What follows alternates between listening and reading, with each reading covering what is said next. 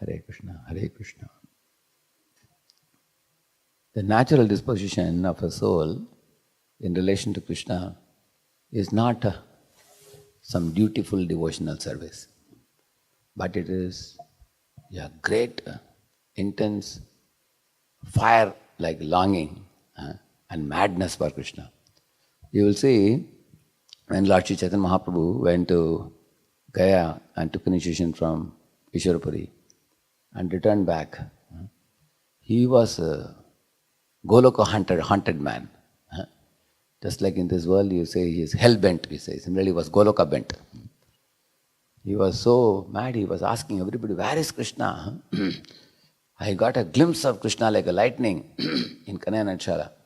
After that Krishna disappeared from my sight. Where is that enchanting beauty who plays on his flute, who has a peacock feather, who has curly locks of hair, who is Shyamala Varna, whose loving glance and sweet smiles is unforgettable. So in this way he had developed a great madness and asked everyone around, and he forgot the external world.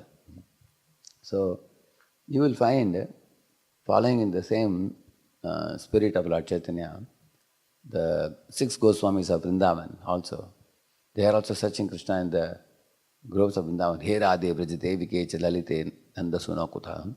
Where are you, Krishna? Are you in the foot of Govardhan? Are you in Kadambakanan, standing under a Kadamba tree playing on your flute? Or are you in Yamuna playing with your friends? Or are you going for herding the cows and calves in the forest of Raj? So there is a great desperation in the Goswamis calling out the names of Krishna and searching after him. So you will see Sripad Madhavendra Puri sitting and chanting all day in the Govinda Kund, calling Krishna, remembering Krishna continuously.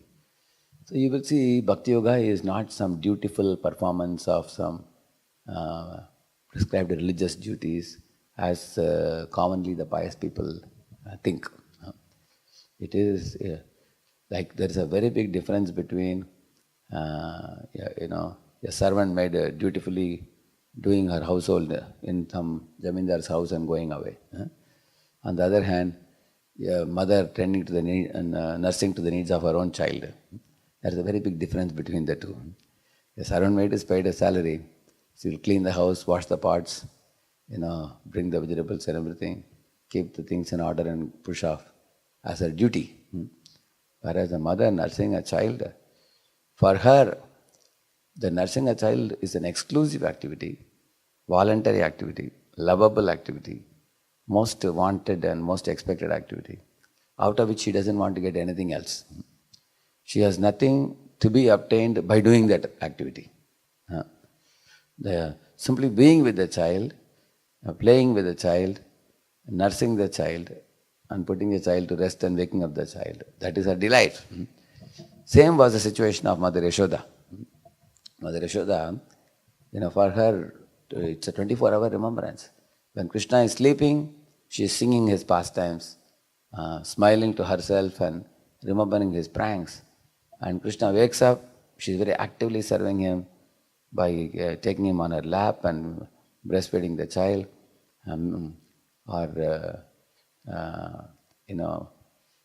he's stealing butter and she's binding him, or watching his playful childish pranks along with Rohini, how Krishna is catching the tail of a calf and he is running he is dragged in the soft dust of Vrindavan and laughing.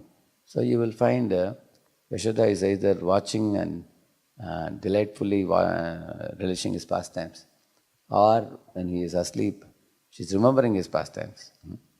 And she is also chanting his holy names while churning the butter, and preparing dress for Krishna, preparing ornaments for him, preparing butter for him, rendering service to him, longing for him. When he goes to the forest of Raj, she is longing, when is he going to come back in the evening? So it's an intense longing combined with remembrance of the Lord's pastimes, which we find in the character of Mother Yashoda. So Therefore, in the path of Bhakti Yoga, there is no separate result to be obtained after completing my duties of Bhakti. Okay, I did this Bhakti, what will God give me? No, Bhakti itself is a gift. Service itself is a gift. Chanting of the holy name and remembrance of the Lord itself is a gift, because in the Bhakti the means and the end are the same. So this understanding is very, very important, because in the path of Bhakti, if one is casual, sprinkling the firewood with water, then that leads to production of smoke. It doesn't produce fire. Similarly, the innate nature of the soul and the soul's longing and love for Krishna is an eternal phenomenon in the heart of the jiva, which is currently temporarily unmanifested due to the covering of the impurities. So all one needs to do is to remove those impurities. What are those impurities? Laziness and craziness. Laziness in tamaguna and craziness in rajoguna. If these two impurities are removed, then one comes to sattva. And sattva-guna is a very good platform from where one can study the scriptures and worship the deity and chant the holy name. And in this way gradually come to the point of blossoming that love which is hidden. And sattva-guna is a very, very good platform to quickly blossom that. Bhavesmin klishyamananam avidya kama karma bihi shravana smaranarhani karishchanniti kechana. Kuntimaran is telling, Bhava asmin, in this material existence, klishyamananam, all the suffering souls are running here and there, subjected to the fire of material existence in the form of Trivida tap, Adhyatmika, Adi Bhautika, Adi Devika. And for them, your description and narration of the beautiful, colorful pastimes in Srimad Bhagavatam have become a great amritam, or a blessing for them. By reading these pastimes, remembering your pastimes, calling your holy name, the living entities can completely forget the material existence and come to your lotus feet very easily. So she is expressing her gratitude to Krishna's descent in this world, his pastimes in this world, and those sages who have recorded it, like Vedavyas, for the benefit of living entities for all time to come. Similarly, the prachetas are gratefully thanking the Lord for coming in the deity form. Rupam bhagavata tuyetat ashesha klesha sankshayam avishkritam na klishtanam kimanyat anukampitam. They are saying, my dear Lord, you are coming and standing in front of us in this beautiful deity form of Shri Radha Madan Mohan. How kind you are.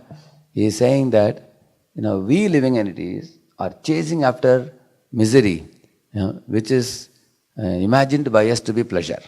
He is saying. What a beautiful understanding. All living beings are chasing after misery, which are called by them as pleasure. How foolish we are. We are actually, people are giving money to purchase suffering in this world. Like somebody buys a cigarette and smokes. He is giving money for getting suffering. Like that, all the pleasures are like that in this world. So, but nevertheless, you are so kind, you have not forgotten us. You are coming and standing in front of us and reminding us of your pastimes, reminding us of your compassion for us, and you have come to take us back home, back to Godhead. We are eternally grateful to you. Kimanyat anukampitam. Other than being compassion, what else can it be said? It's your compassion only that makes you not ignore us, neglect us, or close the doors of Vaikuntha for us. You never do that. You are always compassionate. Swamshena sarvatanabrin manasi pratita pratyagdrishe bhagavate bhrate namaste. What it was? Madrak pramanna pashupasha vimokshanaya muktaya bhuri karunaya namolayaya. Bhuri karunaya means you are unlimitedly merciful to us. Coming as deity, coming as holy name, coming as prasad, coming as devotees, coming as Divya Grantha, the divine books, coming through the avatars and your pastimes. And you come in all these forms to wake us up, shake us and wake us, and pave a way for us to come back to you through the pure devotees like Srila Prabhupada, through the teachings. You have made a way for us, how we can return back from Bhuloka to Goloka. We are very grateful to you. So, therefore, the practice of Krishna consciousness should not be casually taken. If it is casually taken, we will become lazy. And if it is totally ignored and we are heading in the another direction for sense gratification with a superficial bhakti, then that is crazy. Huh? So lazy fellows, they are lethargic in spiritual life and they don't wake up even after hearing the clarion call of the scriptures. Huh? They are lethargic to take to spiritual life and they just superficially do things. And the crazy people are dynamic and very active but in the wrong direction. Very madly run and chasing after the glitter and glamour of Maya and simply get the slaps and kicks and whips from Maya. So we have to have that madness that the conditioned soul has for Maya. We need the same madness in rushing towards Krishna, by giving up our lethargy. Then that is how Lord Chaitanya exhibited the vigor for attaining Krishna. The Goswamis exhibited the vigor for attaining Krishna. Srila Prabhupada heard from his Guru, Krishna consciousness is the emergency, it cannot wait. So when one understands this spirit, then the chanting of the holy name can be done greatly persuading the Lord to glance upon us and mercifully cleanse us, uplift us, and remove that covering of dust over the love of God that is hidden in our heart, so that the love of heart can be experienced, relished and distributed for benefit of oneself as well as for others. Prabhupada's Guru told him, if you practice and preach this, it will do good to you and it will do good to the whole world. Harinam Prabhu ki. Let's offer our humble obeisances and to all the Vaishnava devotees of the Lord who are just like desert trees or ocean of mercy, full of compassion for the fallen conditions